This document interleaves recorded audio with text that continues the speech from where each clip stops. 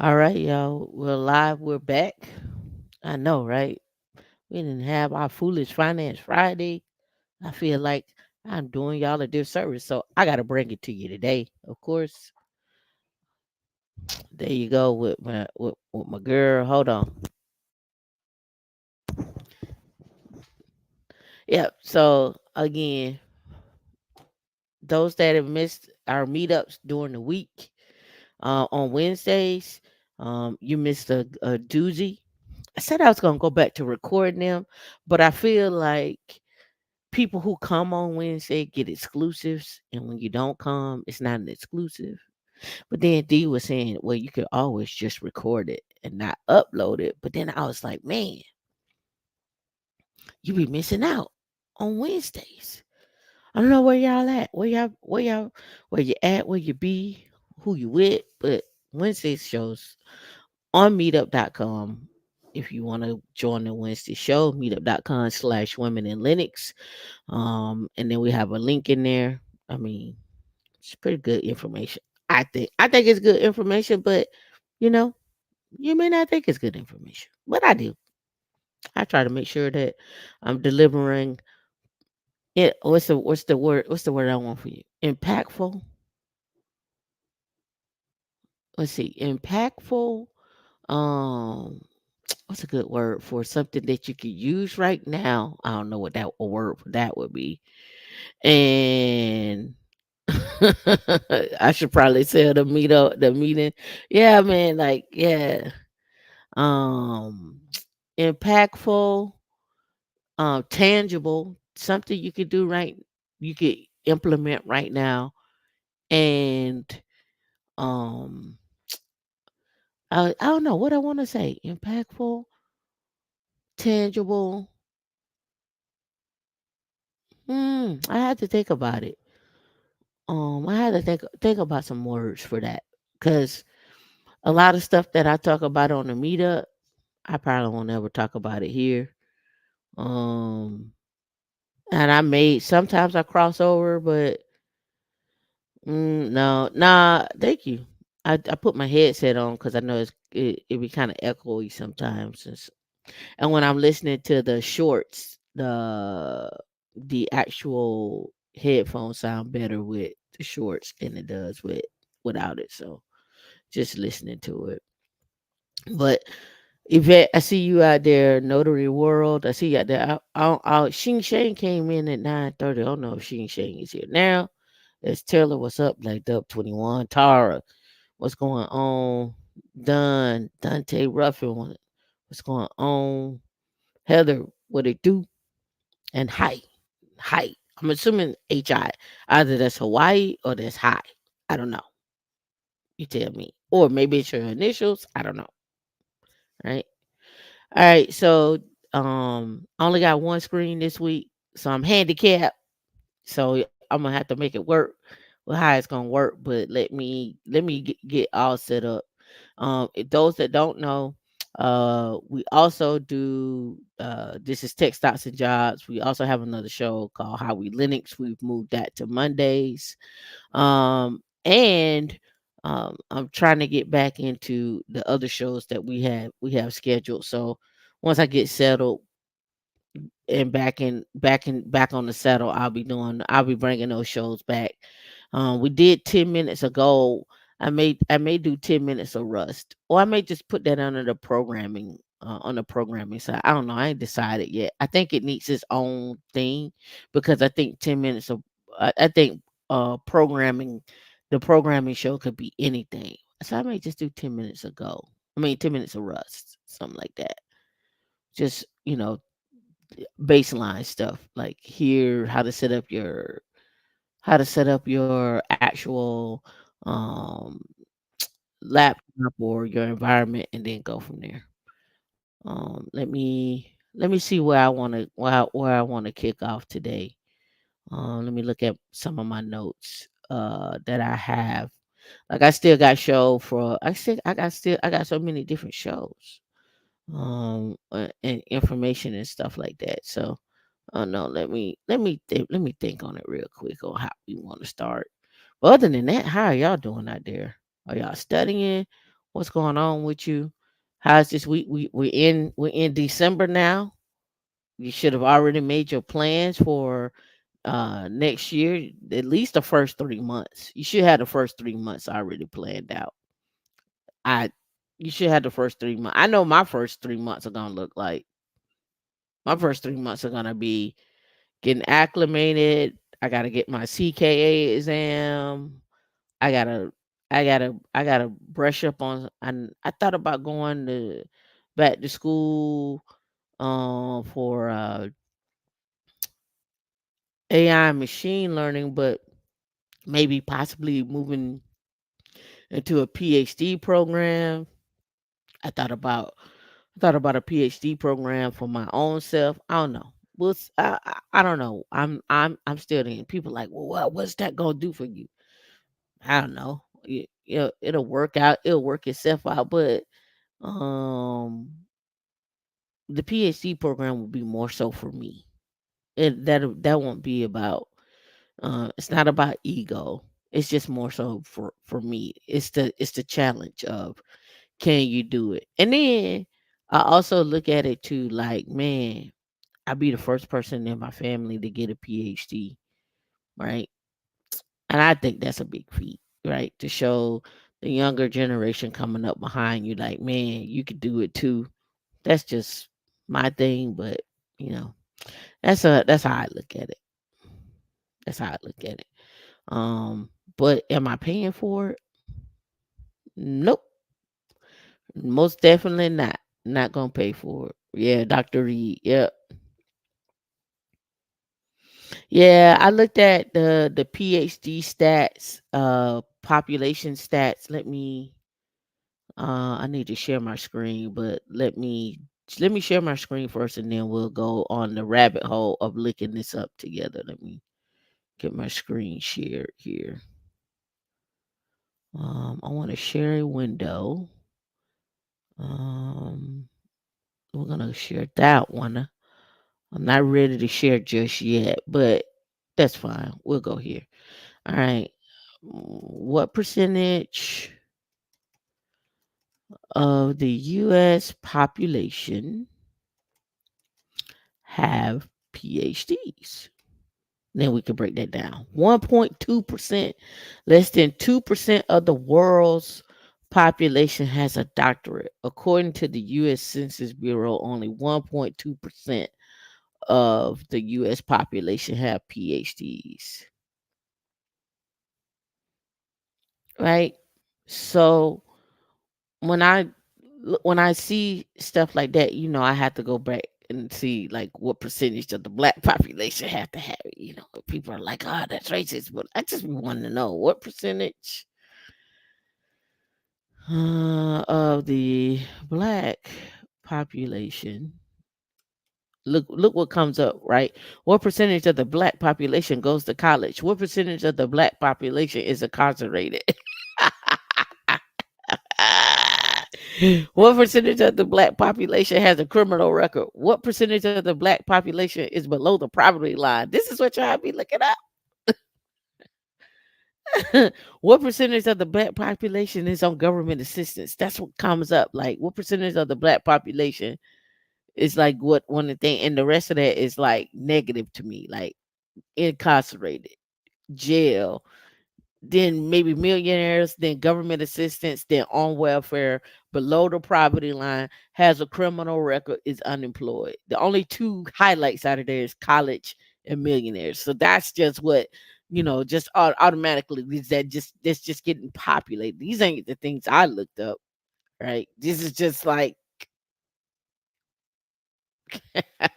it says report inappropriate predictions at the bottom down there in the bottom right. Y'all see that?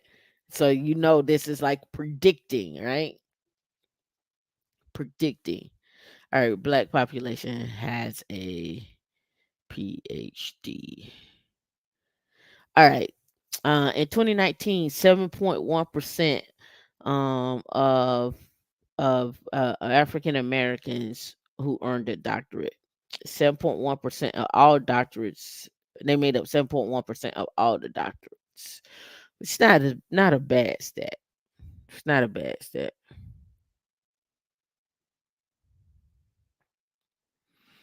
It says, and the proportion awarded to Hispanics and or Latinos has grown from 5% to 7%. All right. Now this, well, you can almost count this 10 years old. This data. Let's go see if we can find something newer. Tools anytime. Let's go to past year.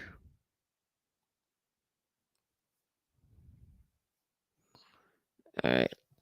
Progress on diversity in the doctoral pipeline is slow. It's okay. Let's go.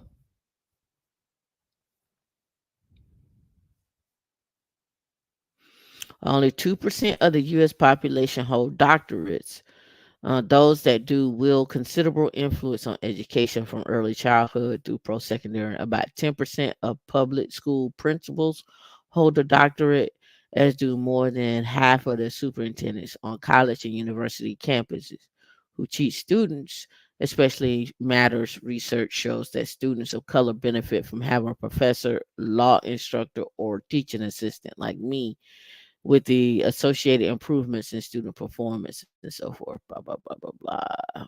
I want numbers. I need numbers. All right. So, American Indian Asian.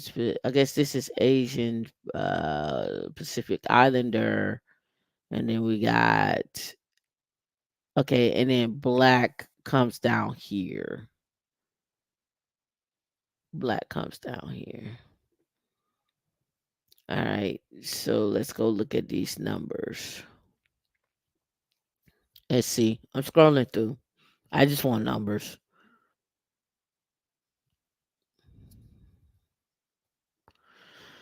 As a rough calculation, the black share rose from 43% to 79% in 39 years at the rate almost 1 percentage point a year, while remaining a gap of 21%. Hmm. It says similar trends, doctoral attainment, and demographic growth in the coming years. The answer is 22 years for black doctorates. Hmm. All right. Research oriented doctorate degrees by race. And I'm assuming we're going back up here. It says STEM is in blue. And let me bring this down a little bit because it's a little too big for me to read all on one time. Other fields. So whites are in STEM more and Asians are in STEM more. Blacks are in education. And the gray one is social sciences and psychology. We in STEM, but not as much. Hispanics are in STEM more than we are. And this is of a January of 2023. Right. All right. All right, so it says the most recent year, only 12% of the STEM doctorates awarded to Americans went to URMs. In the most recent record year, out of 1,200 economic doctorates awarded in the United States, two went to Native Americans and five went to Black women. All right, I see y'all like that Black women. Right, so do I think having a doctorate in or a PhD in a field can help you? If you're doing research, yes. If you are like a lifelong learner and you're working in tech, can a doctorate degree help you? Yes. If you are doing research in like a needed field, like AI, machine learning, um, I want to even say mathematics, physics, quantum. And here's another thing too. Like this is a conversation that I had with some people before. Is you don't have to go after um, the traditional the traditional fields. You could I had a she came on to our show on our Wednesday meetups, and we were talking, and she was like, Tamika, you don't have to do the traditional thing. And I know some other people that have done this as well too. You can make up your own doctorate, right? You can make up your own field of research and study that you want to do inside of your PhD. It doesn't have to be the traditional thing, right? So, one of the things that I have looked at studying is taking women in Linux as a path to understand um, one, the effects that women in Linux have had on the community was one, and the other was the teaching and the style and the effects of the training and the impact that it has had over the years, that women in Linux has had over the years with just various people. And then I thought about um, what that would look like, crafting that together from a perspective and making that my dissertation and making that my own uh, l- lifelong journey, as if you want to look at it like that. Like what could women in Linux look like in, say, this is 2024 we're going into, so in 7 years, what will women in Linux look like in 7 years? What will be the impact? What has been the impact? What have people have been able to gain and garner from that? And only you all can answer that for yourselves, because you come here every week. What impact has women in Linux had on you, and what impact have you had on others with the knowledge that you have gained from women in Linux? That'd be good if like somebody wrote in on that or emailed us or what have you. That'll be good. That's a good takeaway. Um, yeah, I see you casual economist, Dr. Reed and Miss Petty. Yeah. So those are just some of the things, right? But the main focus here for women in Linux has always been to give you nothing but the straight facts, nothing but the knowledge, and you make a decision on how to move on what is given to you. Do you need to go do more research? Do you need more time? Or what have you, right?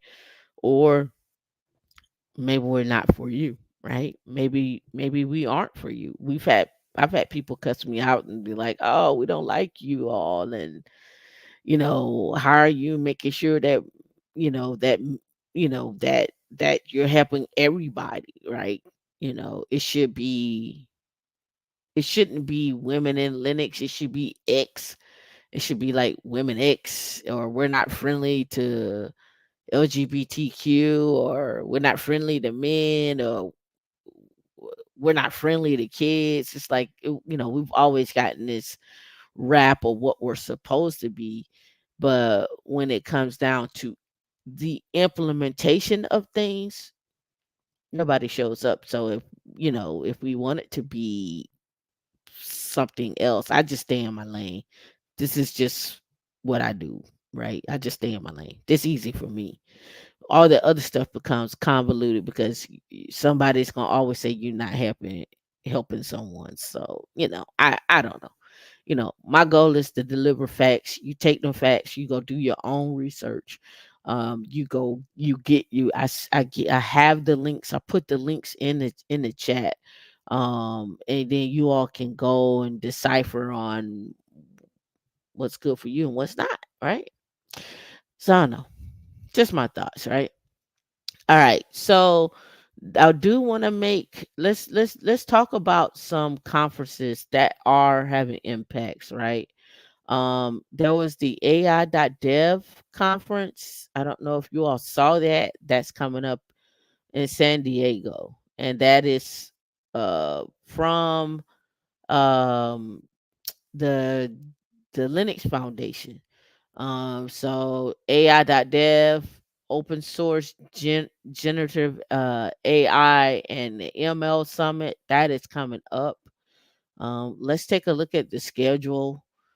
There's one other conference that I want to talk about. I still need to do a show on the supercomputing conference.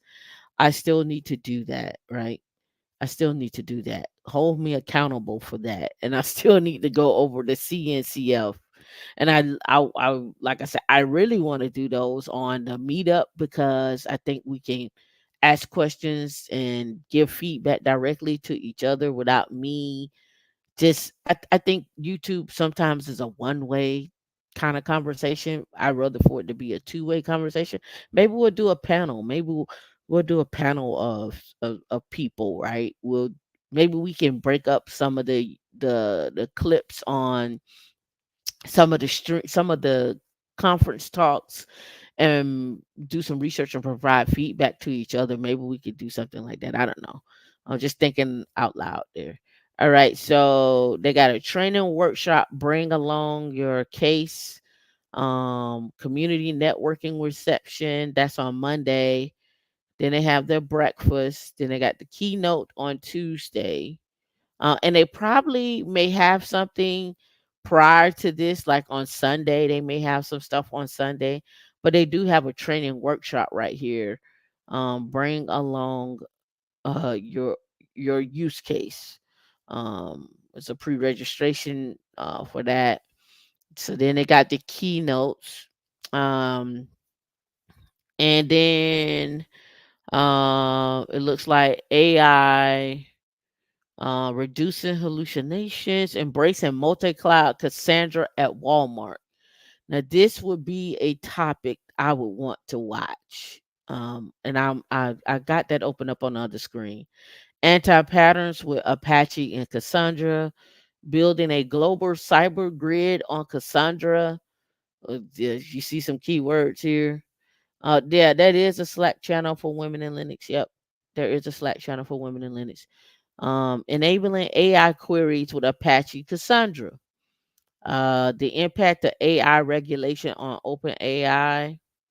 And I think AI.dev is the first conference. I think this is their first ever conference, right? Scaling Kubernetes,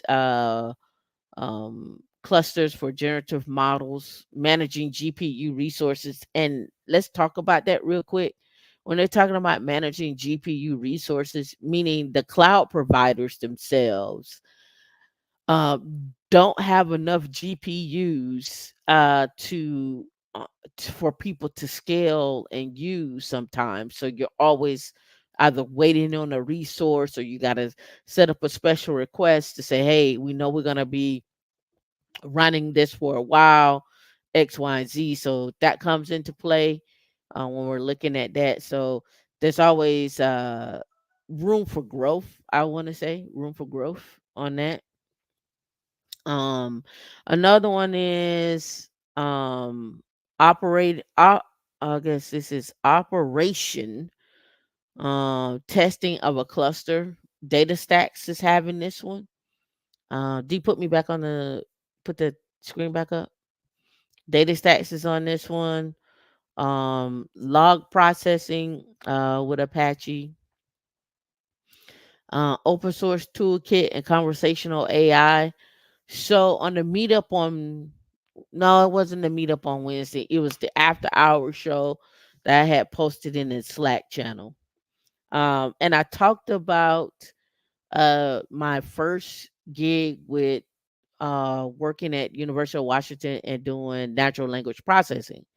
Now, why did I talk about that gig? I talked about it because in that podcast that I did, we talked about in the first 10 minutes, you would get an idea of natural language processing. And this was 2006 when I was doing this.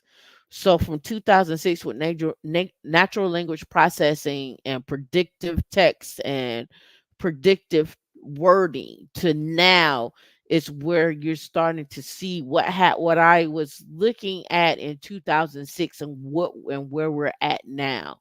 So that gives you something a good timeline of the of what AI has matured to, but look at the length of time of that maturity.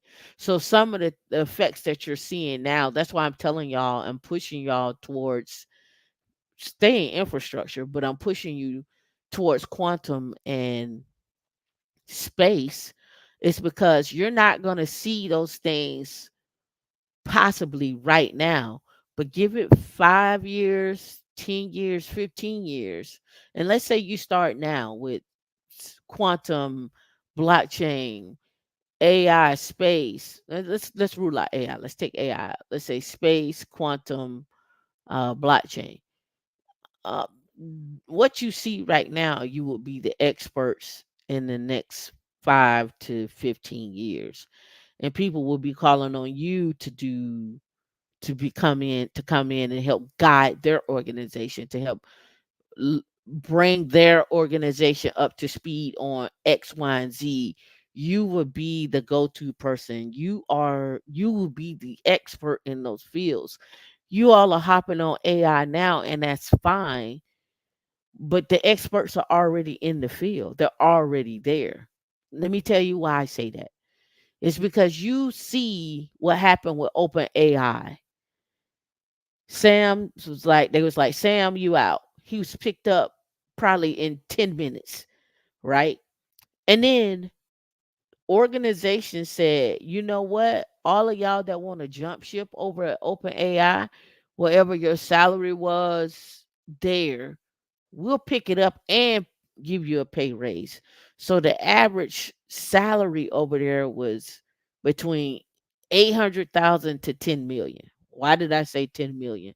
Because some of those Googlers, did that show on this, they were having they had packages, pay packages of 10 million.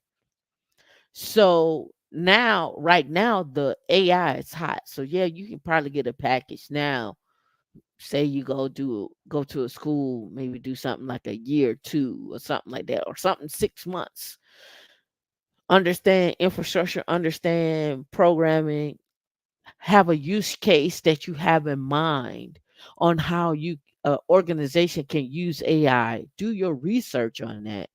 Leverage that research into a conversation, and that conversation is actually an interview, and take your research and implement it into a particular organization or a particular company within a particular organization within a company, where you can now leverage a payday between 500 to a million, give or take, right?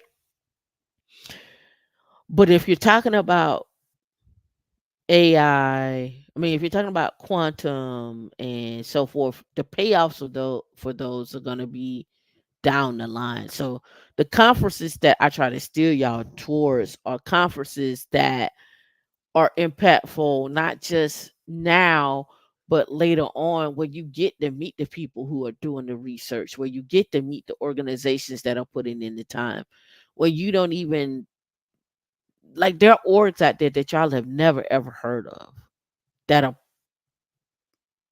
in the game and you don't even know they exist.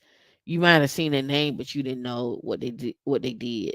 I'll give you a prime example of a company that you all know exists, but y'all don't know what game what what arenas they play in. How many of y'all actually know what Honeywell actually does? Do y'all know what Honeywell actually does? How many of y'all have ever heard of Honeywell? Right now, you might have seen like Honeywell on a air conditioner unit or something like that. But do you know what Honeywell actually does? How does Honeywell actually make their money? Right? So let's go.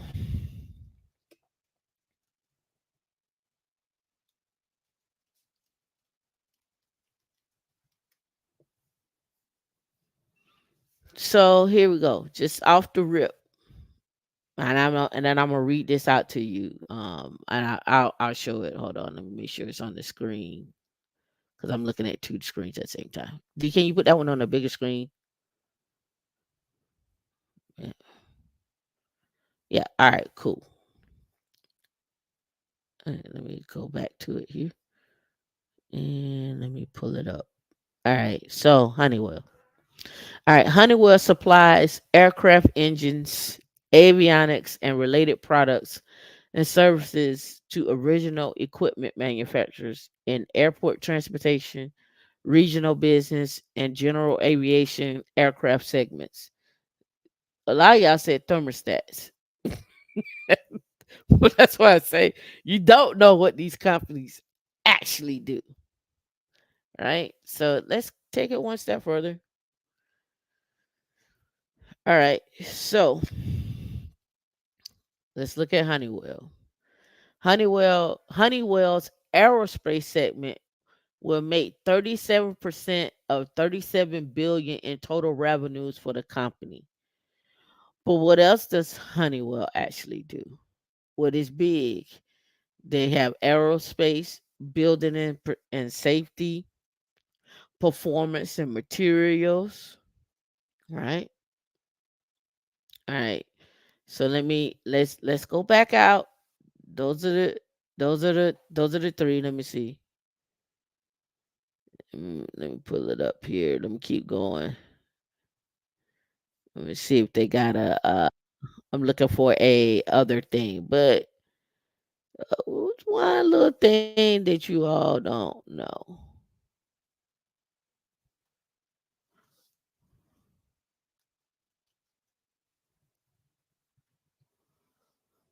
Did y'all know about Honeywell Quantum Solutions?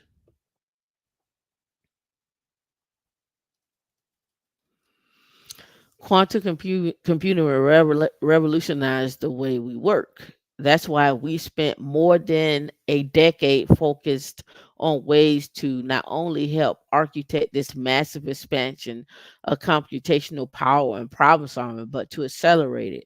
As a leading company, we shape the adoption and the integration of quantum information systems into industries we serve.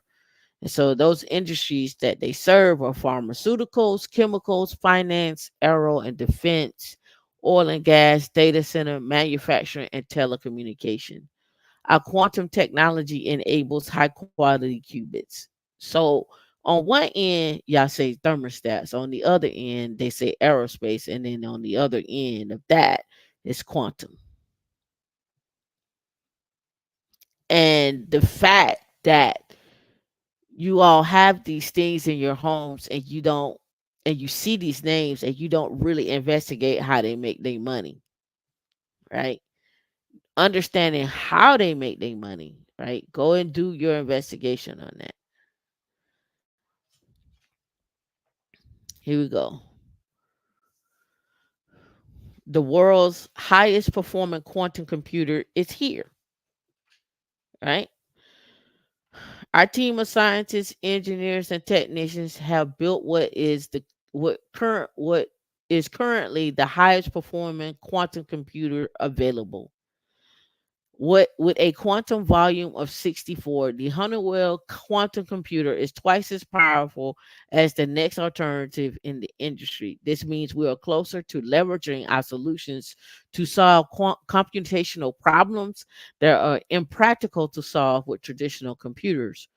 What makes our quantum computer so powerful is having the highest quality qubits with the lowest error rates. This is a combination of using identical, fully connected qubits and precision control, said Tony, right? Honeywell Quantum Solutions, right? And this article, let's see if we got a date on it. No, it's just saying related news. Now, I reported on Honeywell probably like a year or two ago, and I thought you all would remember this. But knowing that Honeywell is actually Honeywell Aerospace underneath is 37% of their revenue. So when you hear Boeing, y'all should also be thinking about Honeywell. right? When you hear Boeing, Honeywell, you should also be thinking about Mercedes. Now you're like, oh my goodness, where is she going now? Follow me. Follow me. Come follow me. Come follow me. Right now. Okay. I got my Archer on. Mercedes, Quantum, and Honeywell. I just put it all together, right? All right. So we got Honeywell. We got here in 2021. You guys gotta follow the you gotta follow these things, right? I'm just trying to show you stuff. I'm trying to get y'all to stop running behind what the latest and greatest is. So trying to get you to be ahead. All right. BMW chooses Honeywell Model H1 quantum computer and Entropica Labs for supply chain quantum proof of concept. So, you want to know what car makers are working on and what they're doing? BMW using quantum computers. Why? Why would BMW, the car maker, be using? What would they be doing with quantum computers? Tamika, you said Mercedes.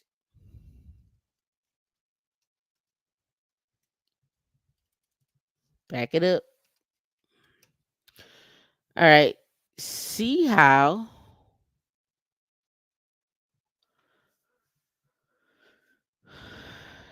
do see how Mercedes is using quantum computers to design better batteries. Uh-oh. Is it on the wrong screen? Let me make sure. Okay, yeah, we're right screen. Yeah.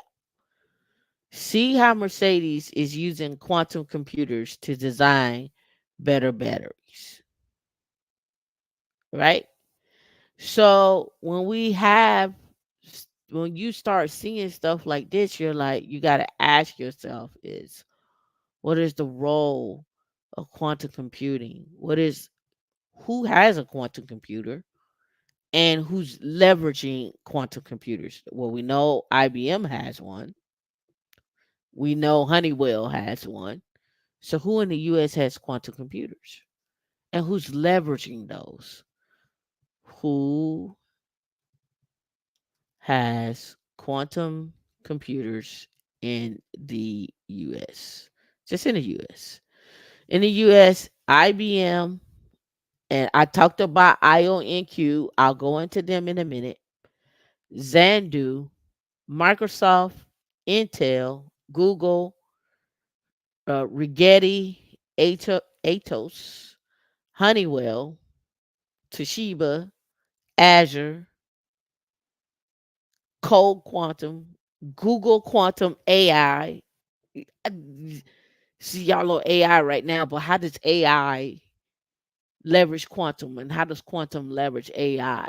And how do other companies, we're talking about generative AI and on an initiative, what does that look like? And what does that look like for a company to leverage quantum as well too? Where are we going with that? What are we using that for? So, one company on here that I want y'all to take a note of. Go research them. Start thinking about them. Right? Is this company called IONQ? IONQ. Tamika, why? IONQ blockchain space.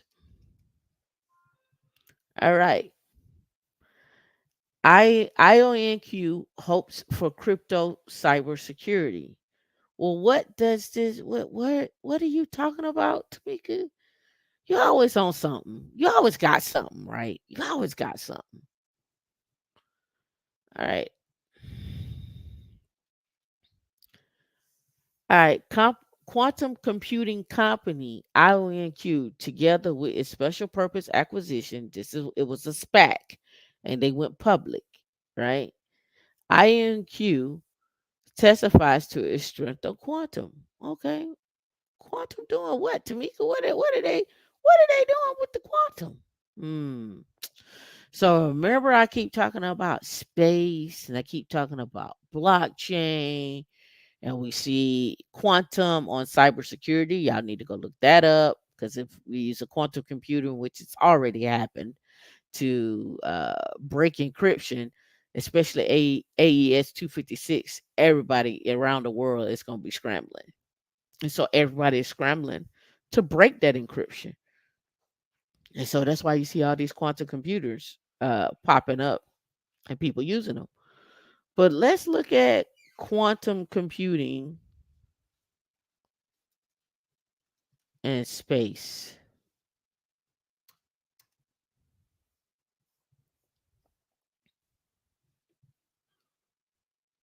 I'm going to pull that in a minute. I'll go to that in a minute. I'm going to pull this up in a minute. Um, and we'll go look at this one. All right, so let's go. The U.S. Department of Energy announces its first of its kind collaboration for quantum technology demonstrations in space. I don't know how many times I say this. I took a short because I did that short for a reason, to talk about where everybody is like, oh my goodness, AI. Well, I've been talking about quantum in space for a very long time. For a very long time. So the U.S. Department, thanks at least when finally caught alive, had to pay my tech ties today. We appreciate you. Thanks for the gems on episode 124. Had a minor detour. I'm back on the plan. Thank you. Thank you for watching episode 124. If nobody has not watched episode 124, you need to go watch episode of 124 of Tech Stocks and Jobs. I literally break down to you how you all can be a multimillionaire on W2. Y'all have to work on being strategic and what that looks like, but it's out there. No need of me to repeat it and going into it. Go look at it for yourself. If you don't get any gems out of it, I think your ears are closed and your eyes uh are closed as well too, right? And maybe you have no hope in your life. My thoughts. All right, so U.S. Department of Energy announces first of its kind collaboration for quantum technology demonstrations in space, right? D, put that on the big screen. Take me off. Let's get into it. Now, this came out on November the 13th. I've told y'all that um, DOE has a hundred billion to spend by 2025. Y'all should be making plans for it right now. Y'all should be making plans for it right now. All right. The U.S. Department of Energy, alongside a cohort of strategic partners, key phrase right there, a cohort of strategic partners. Who are the strategic partners? You need to find that out. Who they are. How much you want to bet? How bet money? We can name two, maybe three, maybe four. Maybe we can name four strategic partners. How much you want to bet? IBM is one of them. How much you want to bet? Honeywell is another one. Bet money. Miss my message. Something. Let me close that out. So we got pop ups coming in. Quit that. There we go. All right. How much you want to bet? Let, I'm telling you, you all gotta follow the money, honey. D, put the thing back up. Yeah, thank you. You can just take me off. Let's read the article. All right. The quantum and space collaborate. Yeah, D, take me off because this will be a good short. Thank you. The U.S. Department of Energy, alongside a cohort of strategic partners, today announced the first round of participants dedicated to quantum and space collaboration. This collaborative effort aims to harness cutting edge quantum technologies for pivotal investment in national security, energy, economic prosperity, while supporting sustainability goals. All right. The quantum and space collaboration has garnered an array of participants, including the DOE, the Department of Defense, the inflection, and I got something on my screen. Okay, I guess that's inflection or in inflection. Nebula Space Enterprises, go look them up, and Essential Federal. NASA also attended the press announcement event. All right. The DOE lead architect on this for quantum collaboration is Rima Cassia, I guess QED or ED, I guess. I'm not sure. But either way it goes, and commercialization executive of the DOE Office of Technology Transitions OTT reflected on the significance of this partnership. This collaboration has been long in the making and is vital for ensuring the United States remains at the forefront of innovation. We stand on the brink of a new economic era. I am trying to tell you now, AI is now. People keep thinking that AI is like the future. No, AI is right now. Get paid on AI right now. Get paid on AI, Linux, infrastructure, quantum, and space. I keep like you want to get become an early expert, you can do AI and Linux and infrastructure and Kubernetes now. But now imagine running a Kubernetes cluster to talk to a quantum computer in space or on the moon or on a satellite or uh how do have blockchain. See, the hedge funds that are offering 5 million to 10 million on people who understand um how to build and do trading, high frequency trading, HFT. And we start looking at this like you got to expand your mind, right? You got to expand your mind, right? So let's get back to this. All right. So we stand on the brink of a new economic era, one that expands into space, propelled by the current and soon to be realized quantum technologies. I'm going to read it again because I don't think y'all heard me in the back. And don't forget to like and subscribe and share this video. Right? All right. We stand on the brink of a new economic era, one that expands into space, propelled by the current and soon to be realized quantum technologies. These advancements are poised to enhance global safety, economic stability, and overall human welfare while unlocking the potential to discover efficiently use efficiently use space resources. This will also create skilled blue and white collar workers of the future to build the supply chain.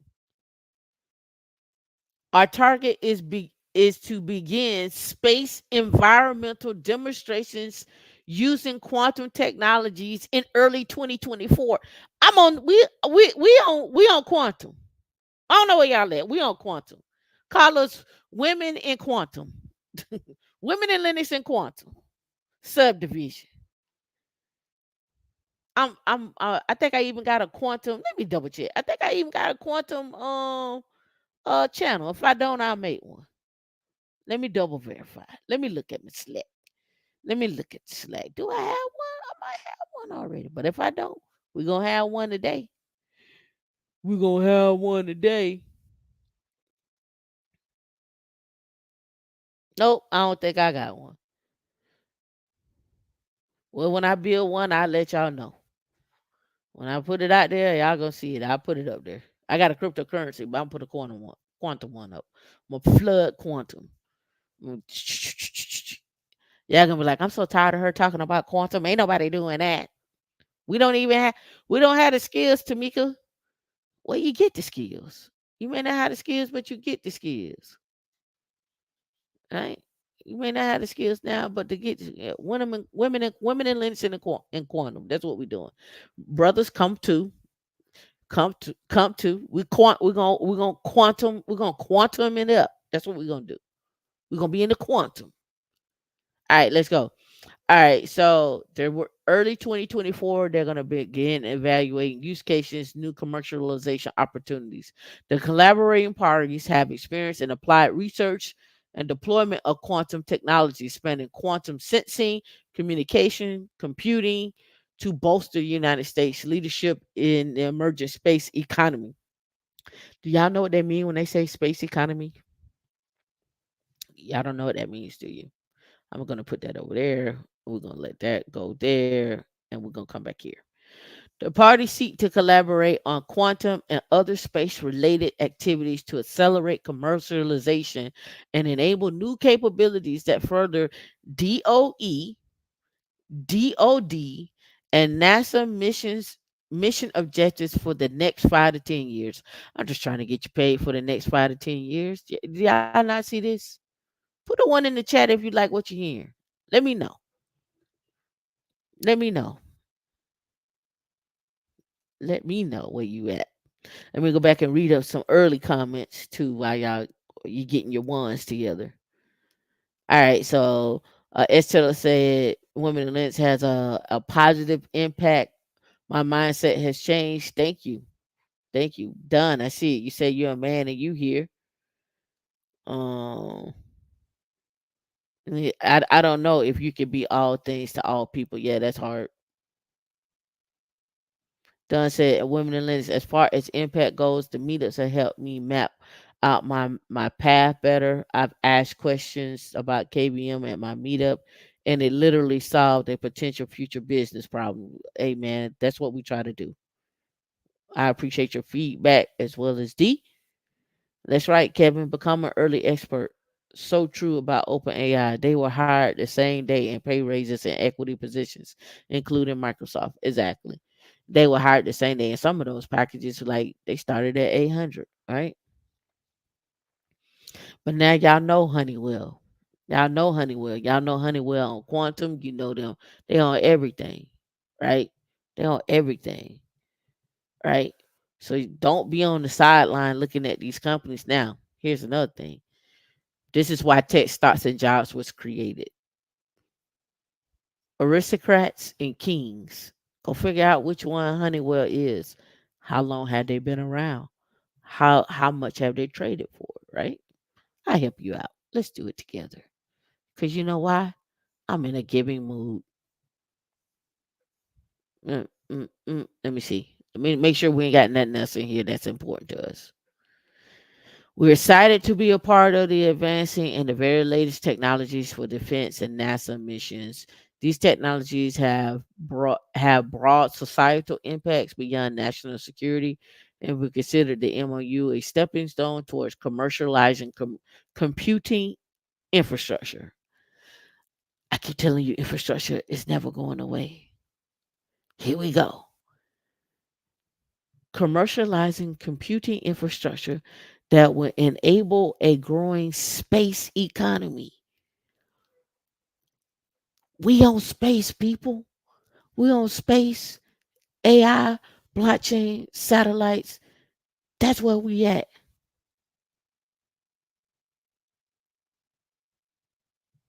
We own we own that. Can I say it? We own that new shit. That's what we own. That's what we own. We ain't worried. We own the new. We own the new. That's why I keep talking about space perspective.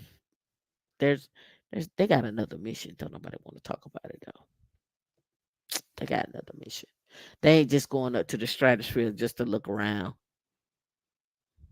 Them tickets 125 a pop for a flight. All right, so let's see what else. Oh, here we go.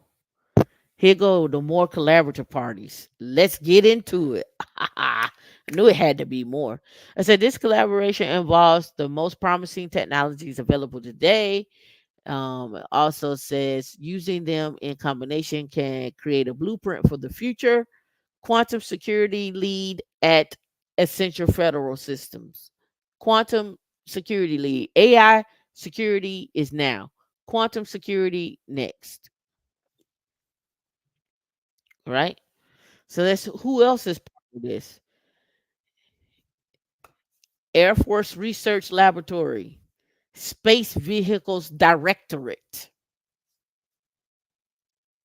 Mission is to develop and transition innovative high payoff space technology supporting U.S. warfighters in their service to the country while leveraging commercial, civil, and other government space capability to ensure America's advantage. AFRL, upstate New York. Capabilities and areas of expertise includes space-based communications. I talked about space. I talked about internet on the moon. I said that. Position, navigation, and timing, intelligence, surveillance, and reconnaissance.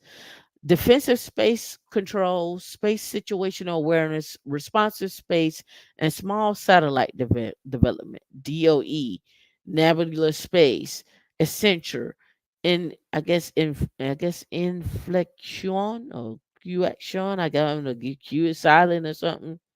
Together, these entities are poised to launch a concerted effort to synergize expertise in QIS security, space technology, and development. These includes leveraging their collective technological portfolio to foster a range of space-oriented capabilities such as quantum secure computing, quantum sensing, and integration of quantum with classical computing in orbital environments. Examples of where parties seek to leverage their technology portfolio platforms include the following. Look at this list and you tell me where you fit in at. Let's read this list. Integrate and orchestrate quantum secure computing demonstration in orbit. Integrate and orchestrate QAS demonstration in orbit, such as a post quantum cryptography over satellite communications, LEO GEO. Support benchmarking of classical AI and ML algorithms. Develop and test quantum algorithms. Develop use cases for hybrid quantum and classical computing space platform. Integrate and orchestrate workloads in multiple environments, meaning on Earth and in space. On Earth and in space, right? Automate IT operations to deliver actionable insights. Automate operations to achieve better performance. Unify and simplify collection, organization, and analysis of data. Automate application and data flows to improve client experiences. Well, let's read that again because let me tell you what it sounds like to me. Integrate and orchestrate workloads in multiple environments. Sound like DevSecOps. It sound like SRE. Sound like platform engineering to me. Unify and simplify collection, organization, and analysis of data. Sound like data engineering to me.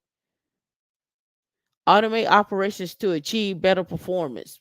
Sound like site reliability engineering to me. Automate operations to I said that automate IT operations to deliverable actionable items and insights. Okay, we got this data. Now we need to act upon it. How we gonna act upon it? Automate application and data flows to improve client experiences.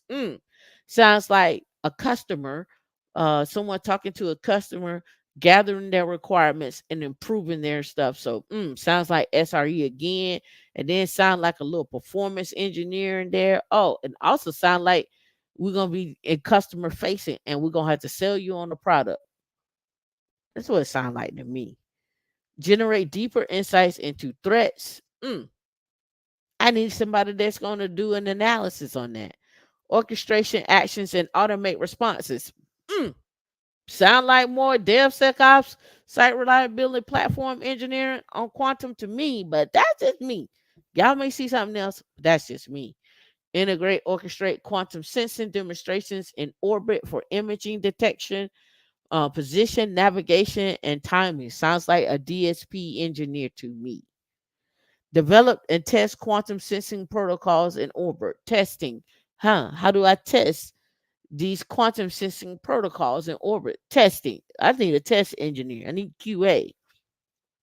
Develop use cases for sensing in orbit. Integrate quantum sensing, excuse me, sensing into hybrid computing space platform. Well, what is that, Tamika? What is a hybrid computing space platform?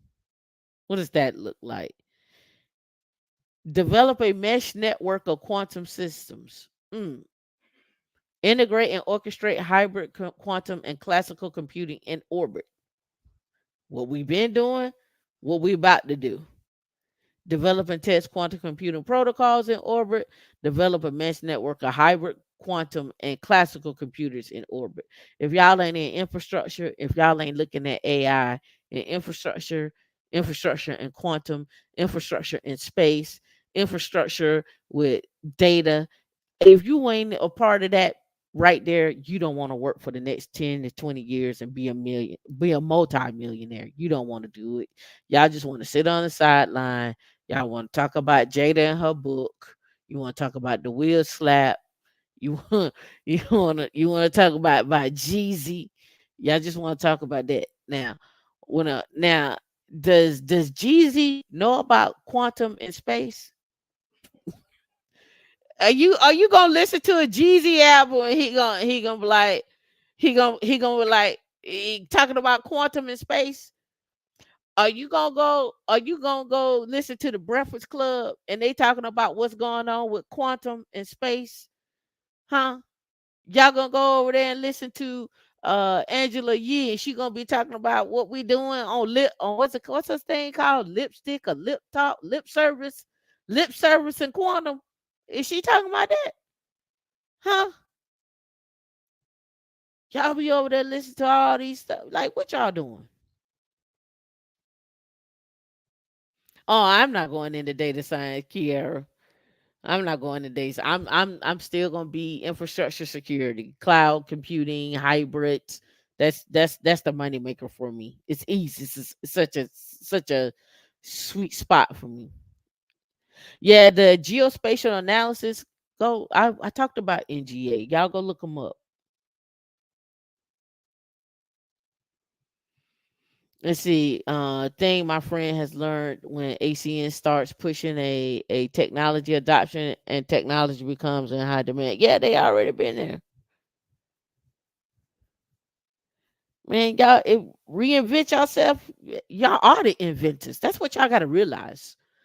You ain't reinventing nothing. You are the inventors. You just need to hone in on the fact that you already have the talent.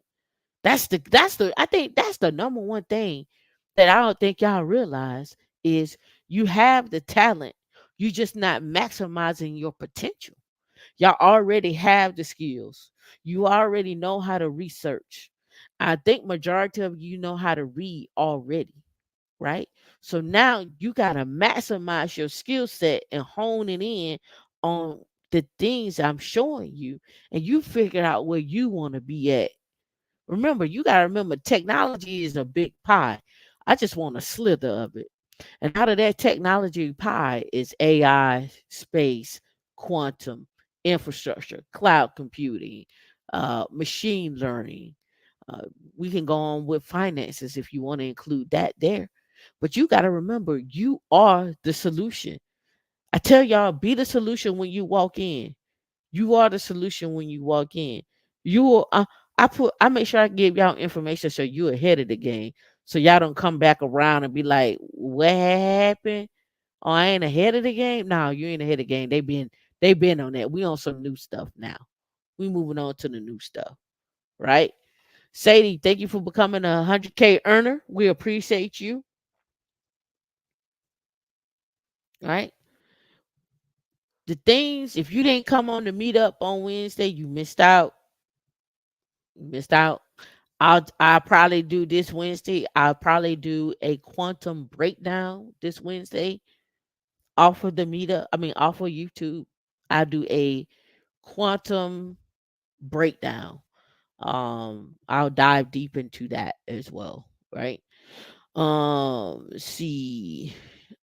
Miss A, you said for me, Will has inspired me to see that I can reinvent myself, encouraged me to break out of spaces that held me to it's too late for me mindset. Man, it ain't never too late. We did a podcast with a lady that was 55 years old that got started in tech. And now she's like a lead person. I don't think she's still over at Google, but she might be. And she helped create her own platform. She's been thriving and doing well. But she started at 55, right? She started at 55. If it hadn't been me dragging my feet with Will Info, I would have been at my, yeah, 200K, one skill away from 200K. Get the shirt, get the merch, buy your shirts. All right. Right. I'm trying. Hey, M Mills, we trying to make some money. I'm trying to make it all. People ask me, when am I gonna stop? When is enough enough? It ain't never enough. Listen, I want to make so much money to the point where you just don't even like the look of me. You just gonna like you gonna look at me like I don't even like her. Mm, I hate her, man. I don't even like her. That's what I want to do. I want to be when I pop up on the screen, they be like, "Stop recommending her. Don't recommend that channel. I don't even like her. I want to make all the monies. I want you to be so tired of me and looking at me that when I pop up on the screen, they gonna be like, "That's why she ain't got no man. She gotta be single." I want you to say all them things. I want to pop up on your screen and be like, "Quantum AI, what you doing? Where you at? What y'all looking at?" I want it all. I want it all. And I want people next to me that be like, "I don't like you, but we gonna get money together." Yeah, yeah, yeah, yeah, yeah. You ain't gotta like me, but we gonna get this money together. You gonna get this money together. Yeah. Yeah, we on that quantum. We showing up at all the quantum events. What's up? What y'all doing over here? We in here.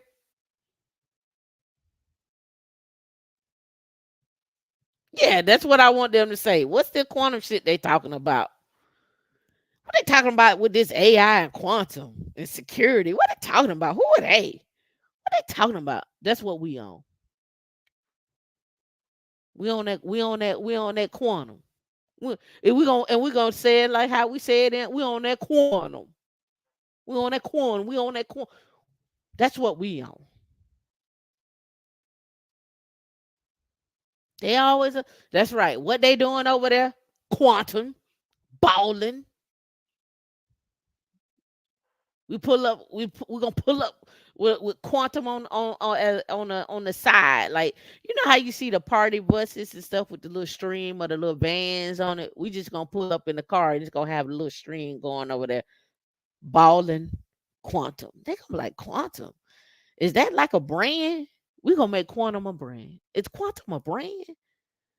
Quantum clothing. We on that quant. That's right. We on that quant. I'm on quantum. I'm on quantum. We own that. That's where we at. Why? Because we know billions and trillions, really probably trillions is going into that. And on top of that, we're really behind right now because quantum been around for a minute, but they're gonna commercialize it. And once they start commercializing it, you're gonna start hearing, "Oh yeah, we put a quantum battery in your new iPhone, and your new iPhone is $3,000. If you want the largest one, it's 3 grand." We own that because they already got extended batteries in Mercedes, the EV batteries in Mercedes, a quantum. your new round of EV batteries, they're using quantum to help extend the battery lives of those. And so what does that look like? Especially when we start talking about we can't have regular batteries when we go into space, especially when we start talking about the satellites orbiting the earth, like with Starlink, and that in that particular way. When we start looking at things like that, not even just autonomous cars, but we're talking about, trains, flights, transportation. What does that look like? You start diving into the use cases of quantum and what people are doing. My thing, I'm gonna break this down a whole lot more on Wednesday. We're gonna I'm gonna show you this so y'all can just like, mm, be aware. Let me look at these right here. Right. So here we go right here. Inside quantum technology, right? Quantum technology news, right? Inside quantum technologies, inside scoop, quantum and the space industry, right? Quantum and the space industry. Let me do this. Let me do it like this.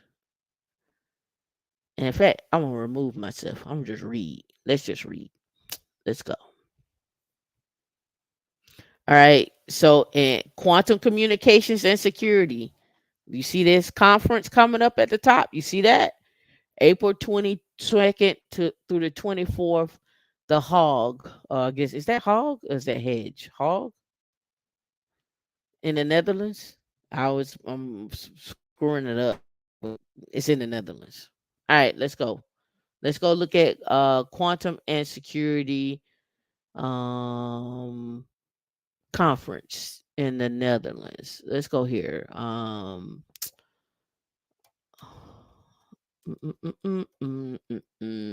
think I spelled it right.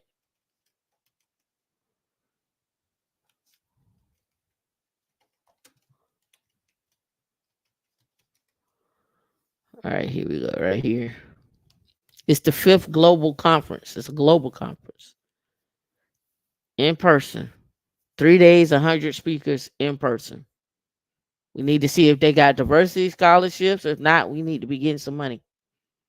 Let me go back a little bit there. All right. First session in April. They like, why do we need quantum cybersecurity? The status of quantum computing. They got three sessions that day. QKD, PQC. We got to look all that up. National programs and test bed. How to get engaged. The quantum network and test beds. Quantum technology network. Quantum. The future of QC. The talent and the money. This is where you gotta. This is where you gotta. Right? The talent and the money. Quantum workforce and VC development. So this is Tameika going down the rabbit hole right here. Let's grab this. Oops. Grab you. Grab this. All right. So, what is the quantum workforce? Quantum computers require not only programmers and physicists, they need people with, for example, electrical engineering experience to develop the control electronics that read quantum computers. They also need DevSecOps engineers because they deploy to them. Building a quantum workforce. What is PhD quantum computing worth it? I know some people they own companies now, but yeah, is there a talent shortage? Yes. Recent research indicates that less than 50% of quantum computing jobs will be filled by 2025 unless significant interventions occur, right? Excuse me, there's a skill gap. The United States quantum, and this is came out in July. Foreign policy, the United States quantum talent shortage is a national security, right? Right here. I don't make this stuff up. I'm just trying to get y'all ahead of the game. Y'all on AI right now, but we on that quantum. We on that quantum, right? And on top of that, when I'm talking about this, I'm talking about it from a perspective of these are skill sets that you can obtain now, right? You could get AI right now, and you could also work on the skill sets for quantum, but your quantum is going to be your future. Your AI is right now. Your DevSecOps is right now. Your machine learning, that's right now. But they're going to last a lifetime. So don't think you're just going to throw them away. They just going to be they're going to blend together. They're going to be a happy marriage together. And then next thing you know, when they come, you're going to have quantum on your just throw just for, you know what? Just for entertainment, throw on your resume at the bottom, like hot in the hobby section, do quantum researcher, uh and or quantum something, right? Just make sure it's on your resume and see what kind of hits you get. Just throw it out there, see what kind of hits you get. All right. A critical technology area promises to transform nearly every industry dependent on speed and processing power, from agriculture and financial services to healthcare and defense. Quantum information science and technology, QIST. Quantum information science and technology. I wonder if there's a certificate out there for that. I tell you, man, I'd be going down rabbit holes. S- Do here, let's type certificate. All right, so there's a quantum computing certificate from MIT. It goes over quantum computing fundamentals. It's $2,300. It's a 4-week course. There's an introduction to quantum algorithms for cybersecurity. Oh, this is one of two courses. So, an introduction, and then a quantum algorithm, cybersecurity, chemistry, and optimization. That's the second course. So that's what the course they got right there. 2,300. Let's go back. Um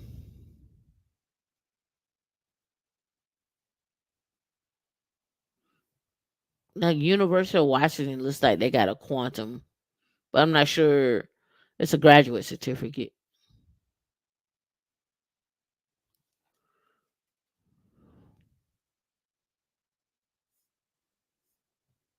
Be a current UW student, so those that are UW, you can take this. Yeah, they're not even requiring much for a GPA right now.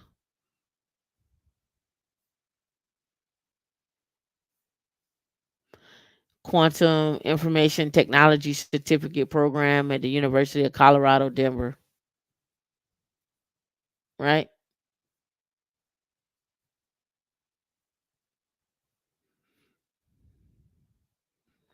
Well, it depends on where you put it at. You can put it under. It doesn't have to be the word hobby. It could be.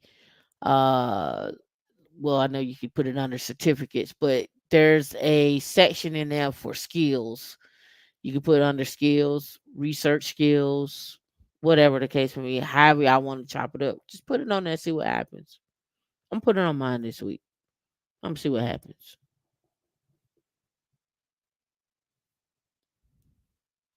Now I'm gonna put it on mine and see what happens.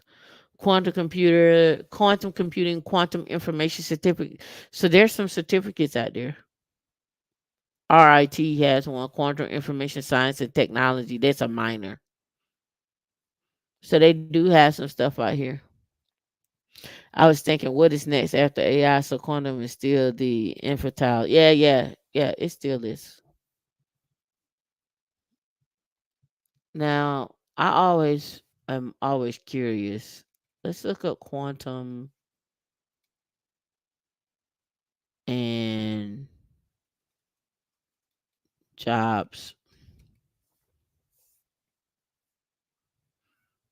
So you got a quantum physicist, a quantum space interest application, 100 more jobs. Let's look here. Quantum computing science, quantum space, maintenance technician at this company. That's something. That's something else. Quantum software engineer, quantum photonics data analysis. I don't know why I want to screw that word up. Quantum photonics consultant, configuration manager with quantum science solutions. I will go look that company up. Principal scientist engineer, network operations specialist, quantum research international. All right, so let's go and it pulled from Gainesville. So let's go look at jobs in the United States. All right,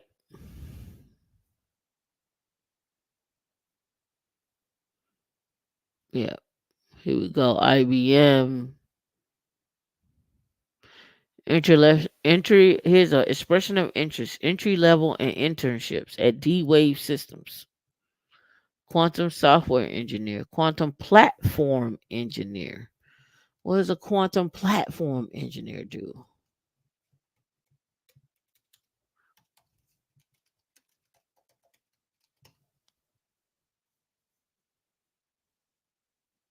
Mm, so we got some Boeing. See that? Let me see. Let me do this. Jobs.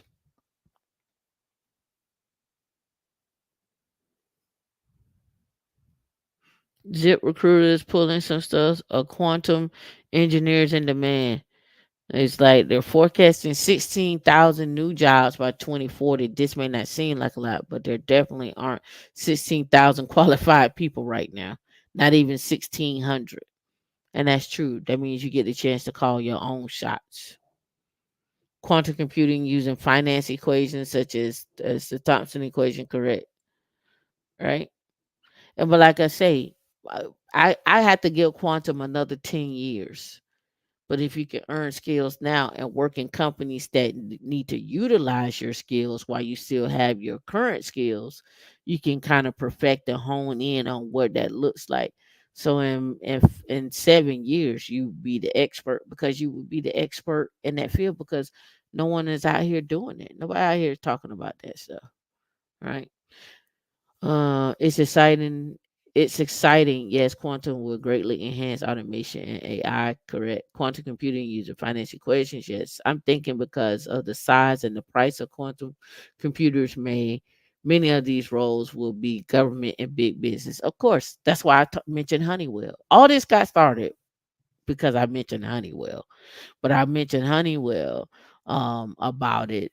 I mentioned Honeywell because I wanted y'all to get in your mind like where we're at in technology and what we're doing and what this looks like and what it could look like for you.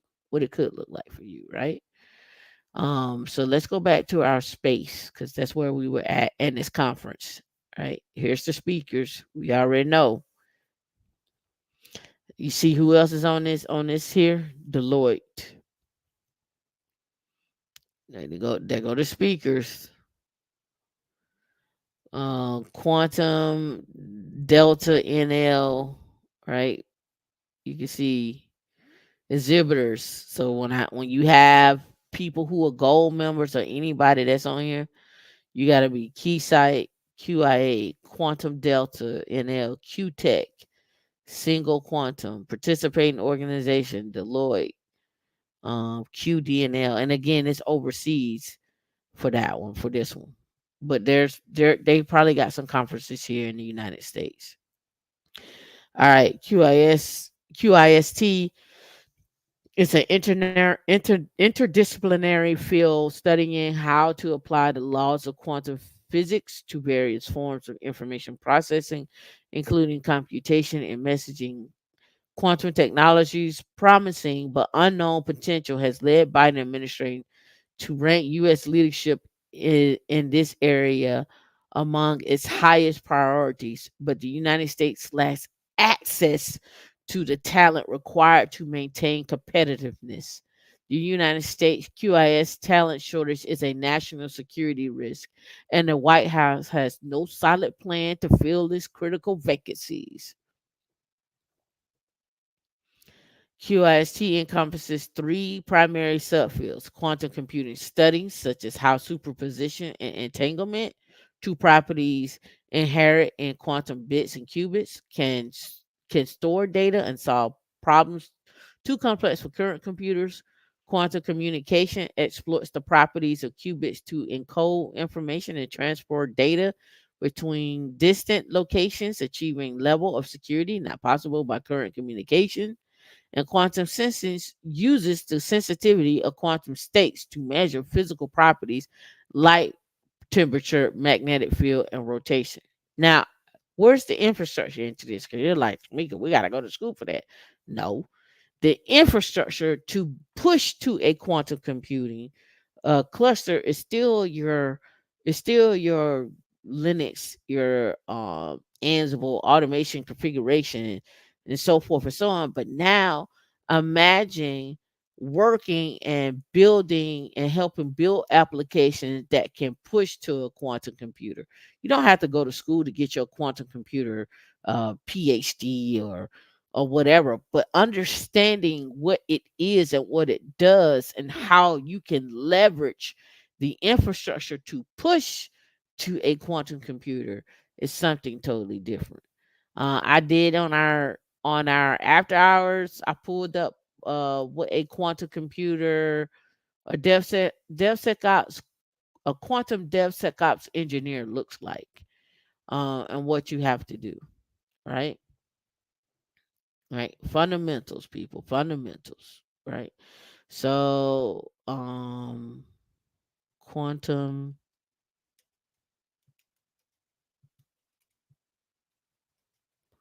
dev sec ops engineer. All right. So we have IBM Cloud DevOps Operations. There's one of the ones I got it from. But now you see, if you start looking at companies that have DevSecOps engineers and they use quantum, this is where you can start seeing that stuff at, right? So quantum health, through our deep hands experience, AWS, CICD, Quantum World Technologies. Go look at the companies that have a quantum computer, reinventing DevSecOps, AI, and quantum computing. IBM right here. Um, software engineer, DevSecOps at Quantum Research. What is quantum research? Here it is right here. Quantum DevOps engineer. I knew that was gonna come up. Now I'll pull that back up. IBM Quantum is an industry first initiative to build universal quantum computers for business, engineering, and science. This effort includes advancing the entire quantum computing technology stack, exploring applications to make quantum broadly usable and accessible with a worldwide network of Fortune 500 companies. Here we go. Understanding what your responsibilities are. IBM is seeking software engineer for a position at TJ Watson Research Center in Yorktown, New York. The ideal candidate will have expertise in HTML, DB2, Java, with the goal of developing, improving, and optimizing and maintaining a production management system for semiconductor prototyping and nano manufacturing lines. Advanced knowledge of principles behind semiconductor processing, wafer handling, clean room operations, and general unit process development is a plus. Right?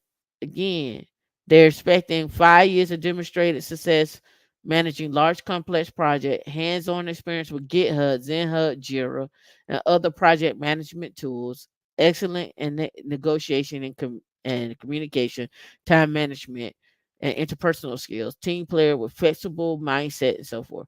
And that in there that I mentioned in there is something that you can't do. Here go the list of required technical expertise.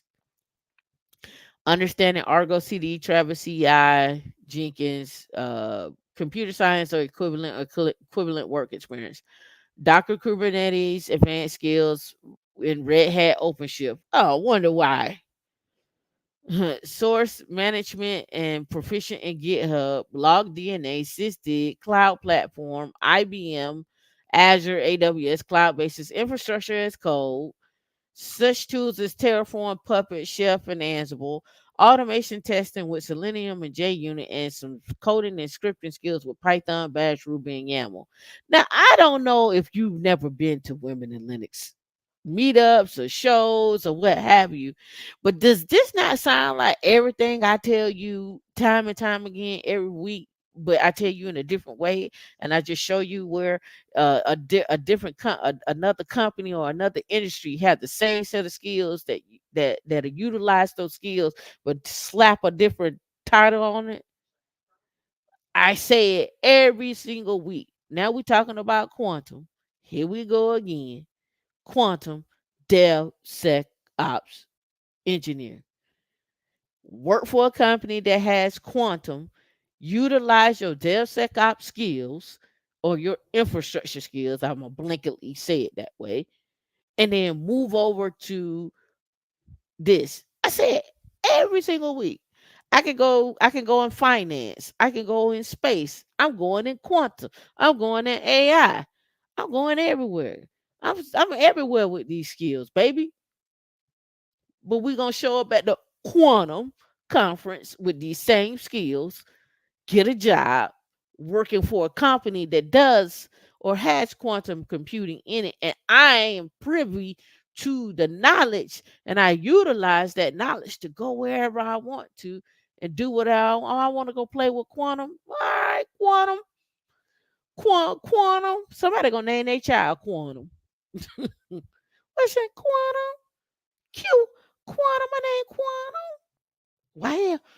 My name Quantum. Quantum. My name Quantum. Like the computer. Why mama and daddy name you that? Because my daddy was a quantum engineer. He was a quantum engineer, and my mom worked in finance on the quantum team, and so they had that in common. So now they just call me Quantum. Just call me Quantum. Mm. Watch. Mm. My name Quantum. Mm, Quantum. Quantum, what you do for a living? I work in quantum computing like my mom and my daddy. That's right, Quantum Nicole. That's right, LaQuanta. That's right, come through, LaQuanta. What they call you for short? QT. QT. Quantum. Watch. Somebody gonna name their child Quantum.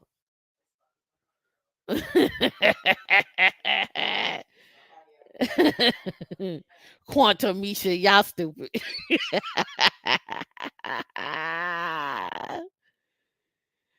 Eh, They call me QT. Mhm, Where you from? Oh, it's this little place out on the outskirts. My mom and them travel. Mom and them are gonna be traveling all over the world with all these little places with the quantum computing, and they just gonna be sitting there talking about, Mom, I studied QIST today in school. That's right, you did, baby. Why? Cause I'm homeschooled. Mm-hmm. Mm-hmm. Quantum and come on over here and get your food.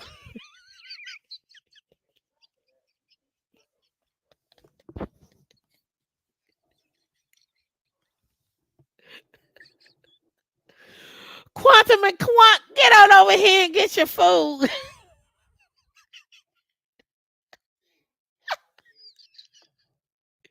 You know your grandmama don't know what y'all talking about.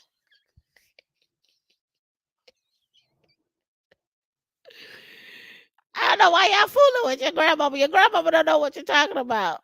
My twins is quantum and blockchain. That's right. What's your nickname? Q and Block? Quantavious. Mhm.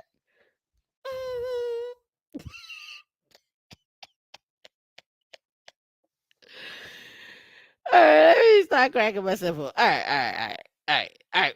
We gotta be serious. We gotta be serious. We can't be over here laughing. Get back, get back. All right.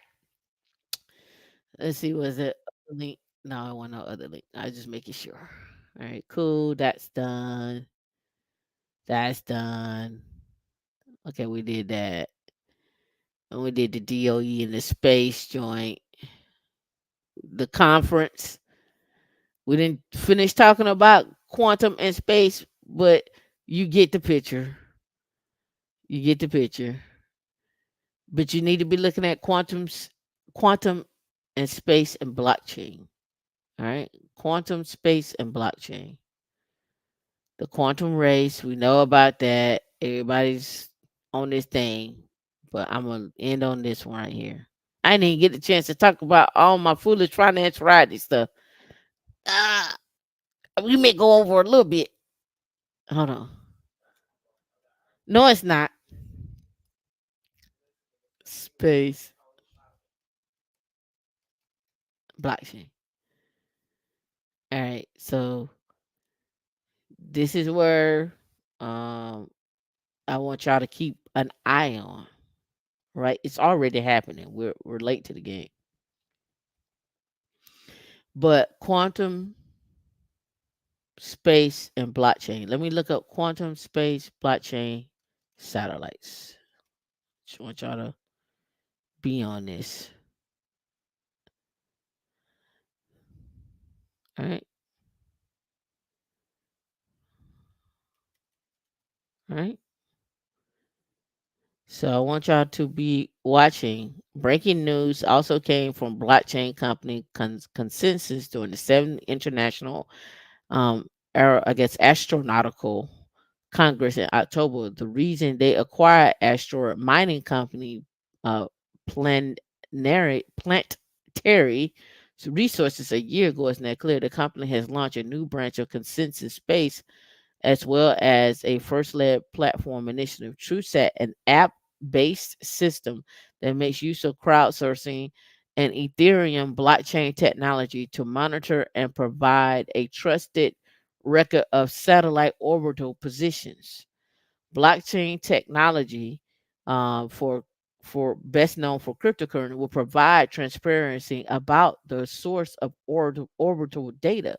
It's an open source answer to space debris, working ultimately towards space sustainability, given that it's no surprise that the Secure World Foundation, along a longtime partner of the Apogeo Spatial, is involved. Watch the coverage of Consensus Space and their innovations in the upcoming issues. I want y'all to be aware of that. It's already happening. Being able to utilize blockchain in space along with quantum as well and AI is a thing. It's already happening. But we're not in that space, is what I'm pointing out. And so, in order to get in that space, you can utilize your skills with DevSecOps or infrastructure in order to work at the companies that have this type of technology, and you can leverage your skill sets and add on in order to be in this space.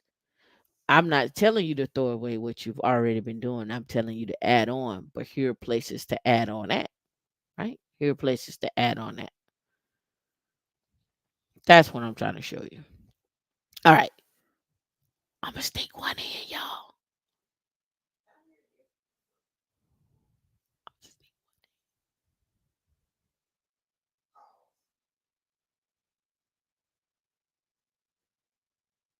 All right, I'm trying to figure out which one we want to do. Okay, let's do this one. This is petty tea time. Oh, let's do this one. Y'all ready for some petty tea? Let's go.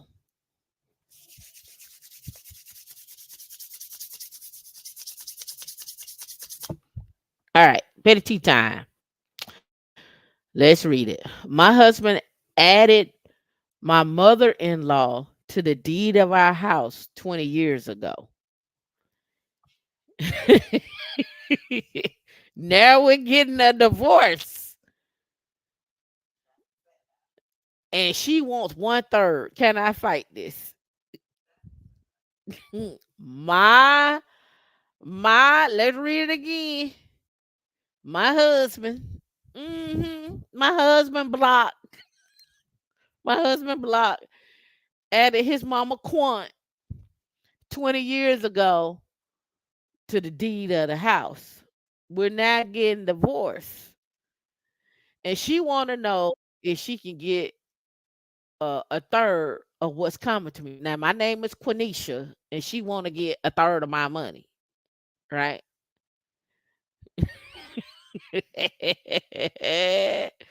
He added his mama.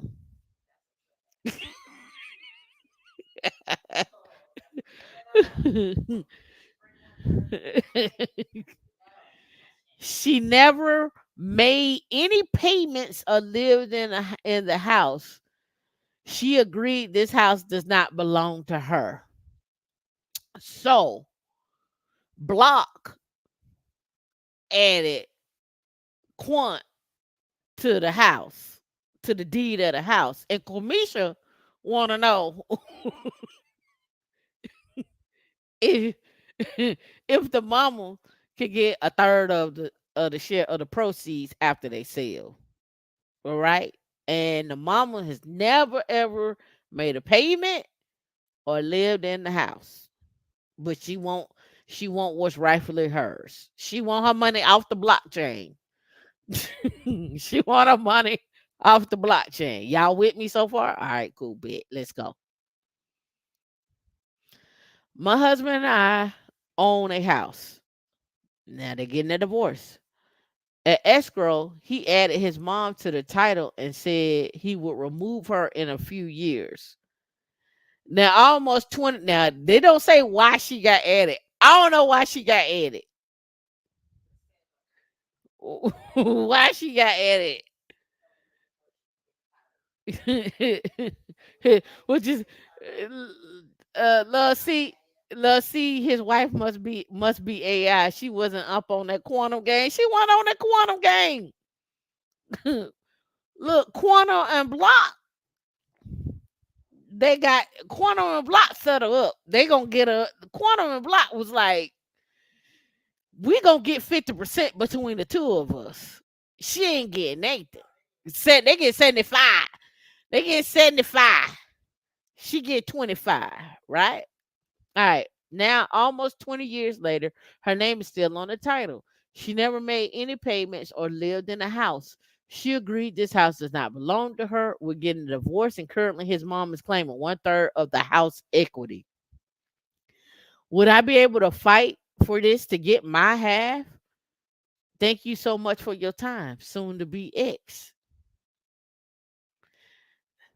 Now, I ain't no killer, but don't test me comes to mind. I ain't no killer, but don't test me comes to mind. Cause block and quantum, y'all tried it.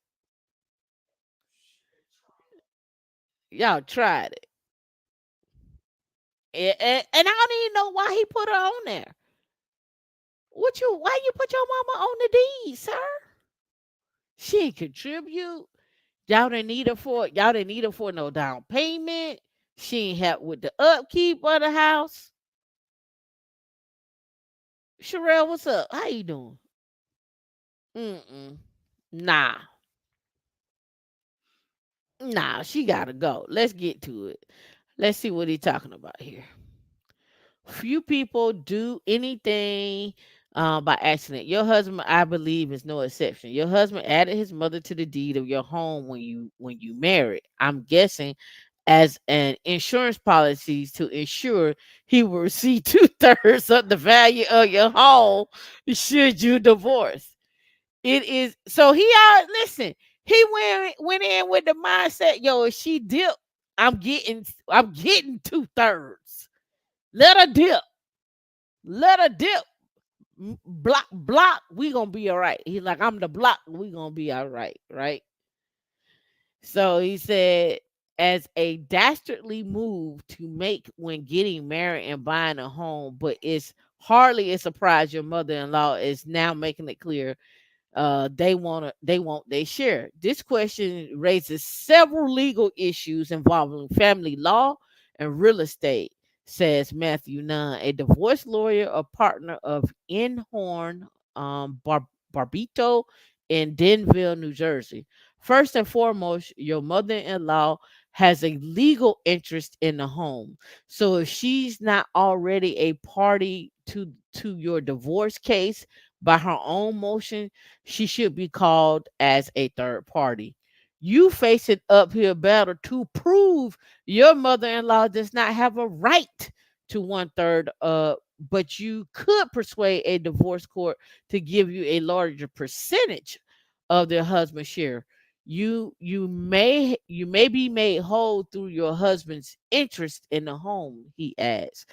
This is family court's divided property based on principles of equity and fairness. If a judge concluded that you relied on your husband's promise to remove his mother, that his mother, and see if she ain't got this in writing, it's her word against his, to remove his mother, that his mother acknowledged she did not have a right to the home, and his mother never made any payments or resided in the home, even if they are singing a different tune. A judge could award you 1/3 of the equity based on your legal ownership. The judge could, in theory, award 1/3 to your mother-in-law and a 50% total equity interest from your husband's share. In other words, the judge award could essentially divest your husband of some of his equity to make you whole. This is a complicated litigation that will require decades old evidence, multiple parties, and likely a hearing. In other words, your mother-in-law share would be secure, and she could, I suppose, leave that share to her son in her death if the judge decided that this home was not dealt with fairly or equitably by your husband. He could still walk away with 50% or thereabouts, although the judge could, in theory, also penalize your husband for his actions. The takeaway for everyone else: if a financial transaction makes no sense, say no. So I guess ladies, y'all should be putting your mama on the T. That's the end of it. They didn't go in more into it because I think this is going. I think they lawyers are gonna have to find the case where the mother was put on the deed and what happened in that case and what state are they in. What does that look like state wise? Is it community property? What have you? There's so many things and so many layers to this. But I thought that this was a good one to show you where some people have placed their mama on the deed. You say, okay, you can do one more. I can do one more. That was juicy. All right, all right. Let me find one. Let me find one. Let me find one. Put your mama on the deed. uh, nah, that ain't a good one. That was 23 passive income ideas. That was one I was gonna do. Uh, let's see. Uh, okay, here we go. Right here. All right. So I was financially set after my husband died, but my current advisor lost $500,000 over the last few years. Then a new advisor said my portfolio was a mess and wants 1.25% to fix it. What's my move? I'm going to read it again. I was financially set after my husband died, but my current advisor lost $500,000 over the last few years. And now I'm getting a new advisor, and the new advisor wants it says my portfolio is a mess and wants 1.25%. So here where we go. All right, this is what we would do. All right, this is what Tam would do. All right, Tam would fire the all portfolio managers.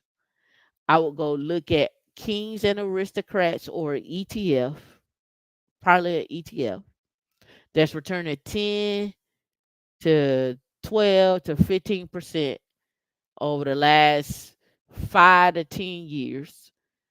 I would put half of my portfolio in something aggressive, and then I'll put the rest in a conservative, and I will let that ride. And then I would get like a financial advisor or something like that to review everything and give me some recommendations, and then I would stick with that. I wouldn't get nobody to manage nothing because apparently you managing, you done lost me $500,000. I ain't finna lose half a meal. I be mad when I be losing $2,000, half a meal, and you the advisor. No, no. Now the question you gotta ask is, how much money the person got in the account, and how much? 500,000.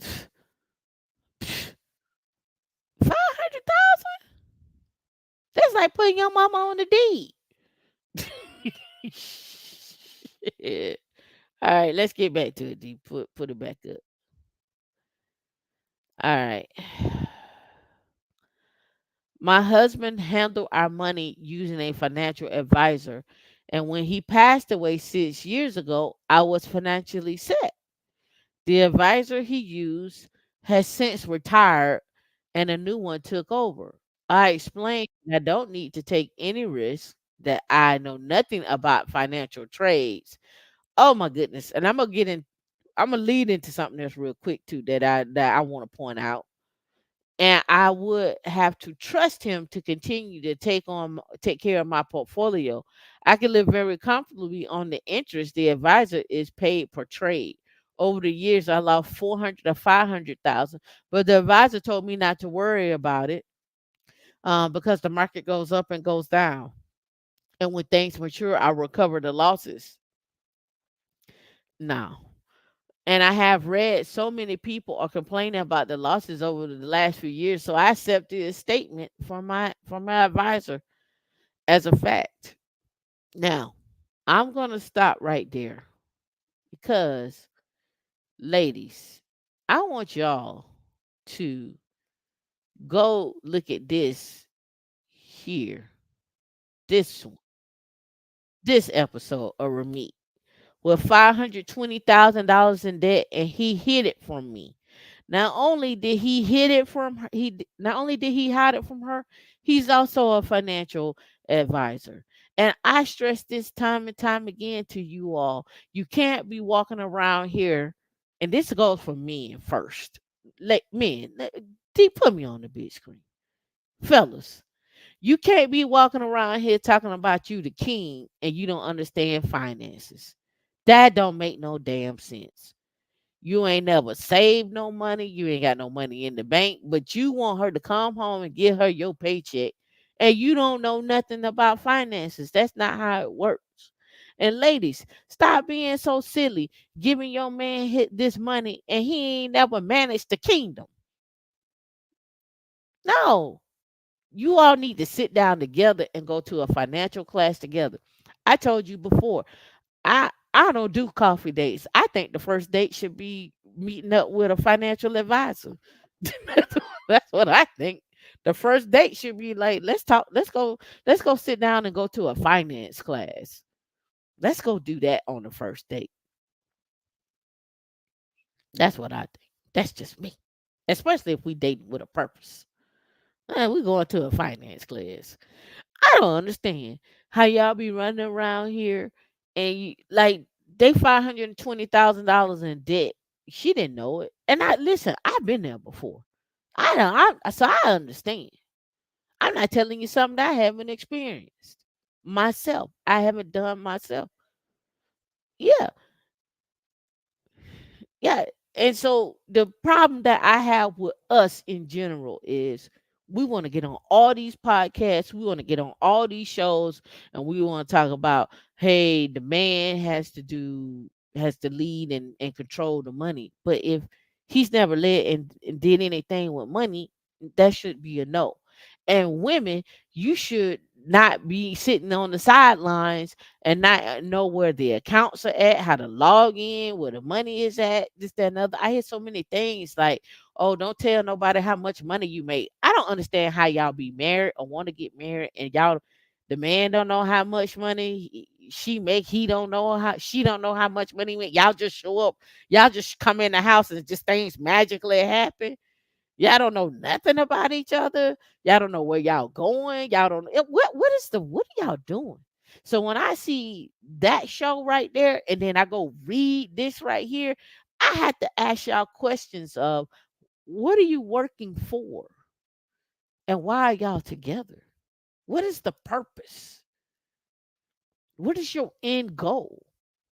Is your end goal to be together or is your end goal to be happily married together and retired? Like what's the goal? Is the goal to just drive a fancy car and hope that the payment get made? Ain't nothing like getting up, going outside to get ready to go to work, and you click it like this and don't nothing to unlock.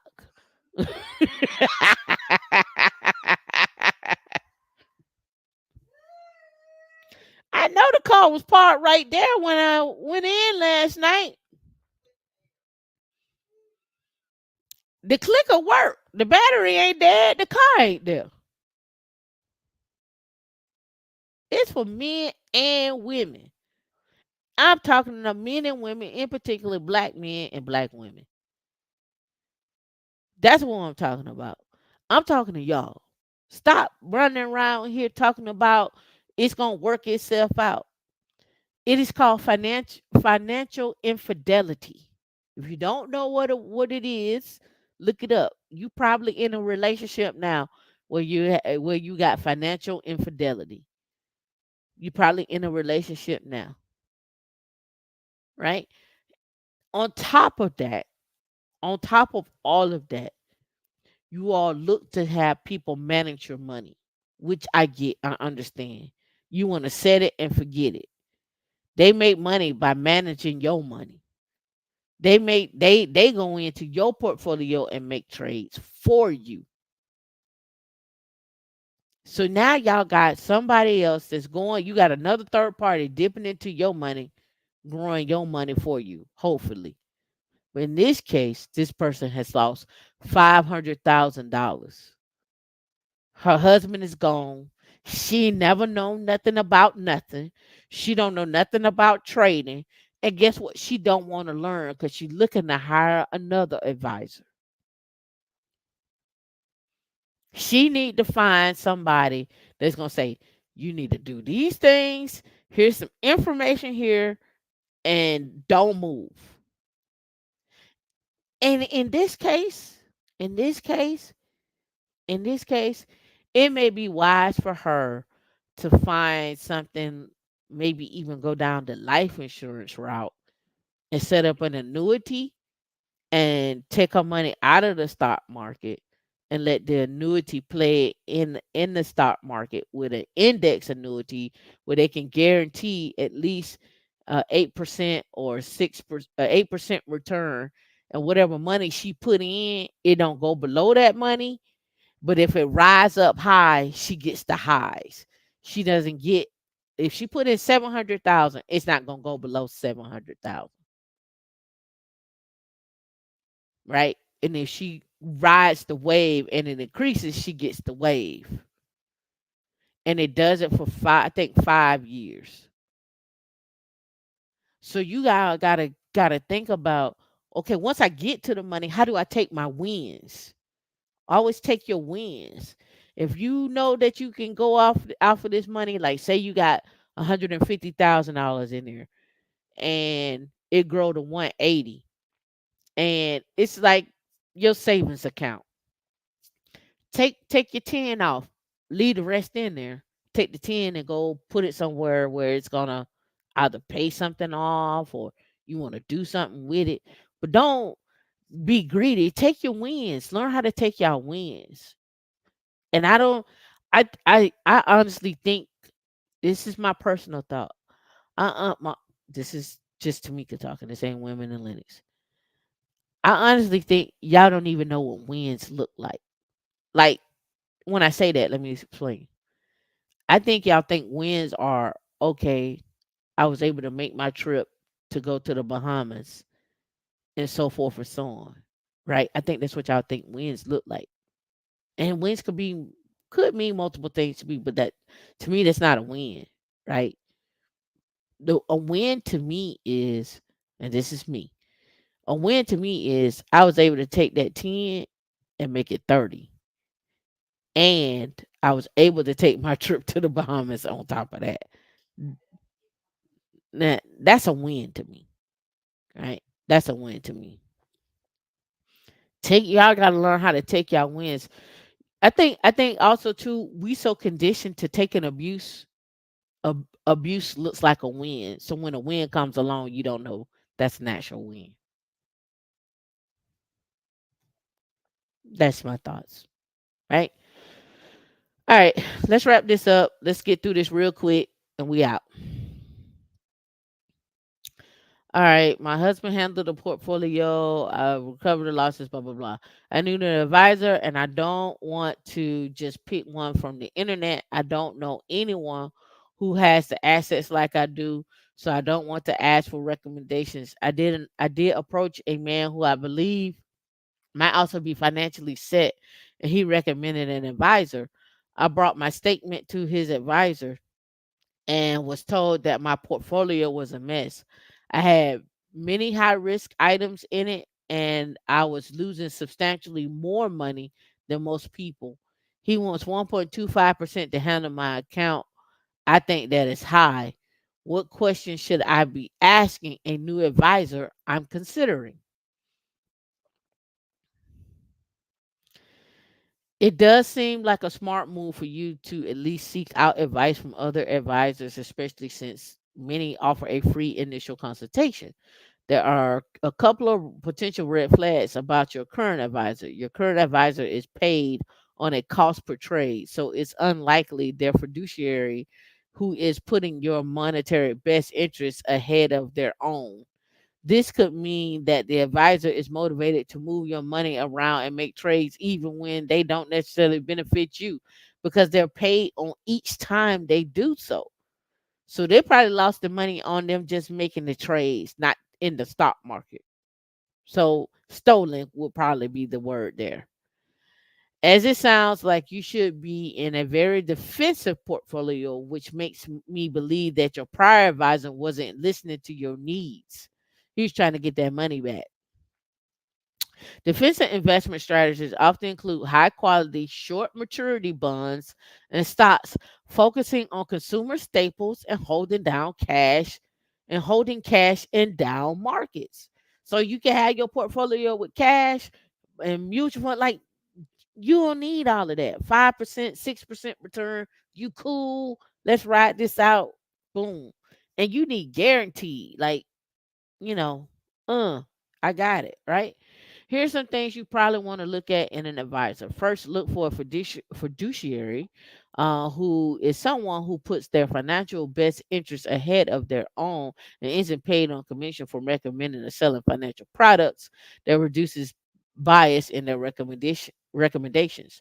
So specifically, you want to use a fee only CFP, and this is what Ramit always talks about too, as their fiduciaries with uh pro- extensive professional training and experience, says James Daniel, a certified financial planner.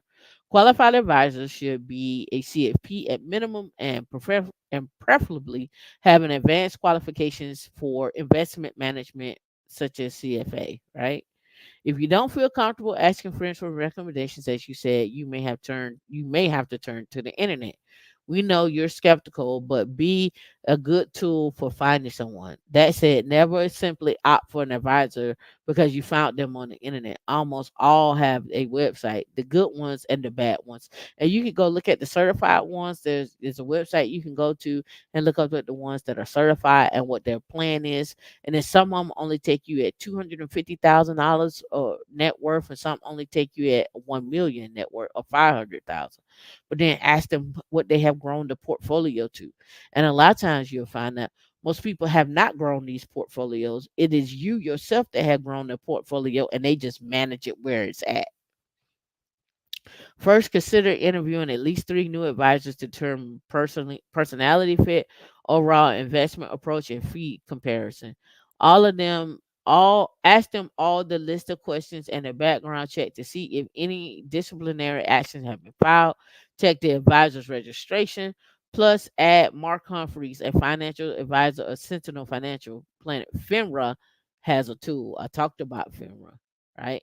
Make sure too the asset location strategy is something the advisor addresses. This means owning the tax appropriate investments in the most appropriate type account. Even if you're going to be positioned defensively, there's still opportunity to reduce the taxes and the fees. Also consider tax planning, which include a Roth IRA conversion and qualified charitable distributions. I will also not be looking at a DAF when we're looking at that. I would be looking at the one from Fidelity's or Charitable Remainder Trust. While you may not receive the impact of the Roth IRA conversions, there's a great chance your kids or grandkids will. It's also important to check if with a financial advisor about insurance planning and estate planning. This can include owning life insurance for potential estate tax ramifications for long-term insurance. Right? It's crucial to feel comfortable with your advisor and to have confidence in their abilities to manage your portfolio. And you all should take a class. Every black person should go take a financial class. You can go take it online at Kaplan and sign up and get one and just take a class. Churches used to do that. Churches used to have financial advising and stuff like that that would talk to y'all. I don't know. Do they still do that? I don't know. Regarding the new advisor, 1% for accounts up to 1 million is fairly common. However, many firms offer breakpoints or discounts on your assets go above that level. Also note that you can negotiate an advisor's fee, and that was it. Right? That's it. I'm done, D. I hope y'all enjoyed today. 500K gone down the drain. Husband passed away. She don't know. Go check out the Ramit story. 520K in debt. He ain't told her nothing. Y'all need to learn how to take y'all wins, but y'all need to learn how to define what wins are. Don't forget to like, subscribe, and share. And as always, we thank y'all for coming out. Quantum!